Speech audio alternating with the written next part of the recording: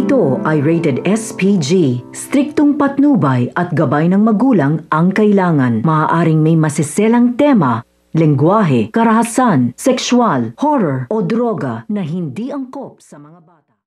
Habang abalang-abala nga itong si Giselle ay pumunta na nga itong si Regan sa kanya upang ipakita ang kanyang ebidensya. At malinis nga ang pangalan nga ng kaibigan nga niya na si Annalyn na hindi naman nga ito nagpakalat ng kanyang lihim. Gulat na gulat nga itong si Giselle nang makita nga at matunghayan na ito nga si Moira nagpautos upang ilantad ang kanyang lihim sa maraming tao. Gigil na gigil sa galit ito nga si Giselle sa ginawa nga nito ni Moira. At napagdudahan niya pa nga ito ng kanyang pamangkin na si Annalyn. Kaya naman agad nga niya na hinarap nga ito at kinakailangan nga niya na pagbayaran ito ni Moira ang kanyang ginawa sa kanya at posibilidad na kasuhan niya na naman nga ito.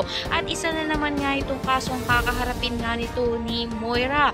Magugulantang ang lahat ng mga Apex dahil mapapahiya na namang mabuti ito nga si Moira dito nga kay Giselle dahil hindi nga niya palalampasin ang ginawa nito sa kanya.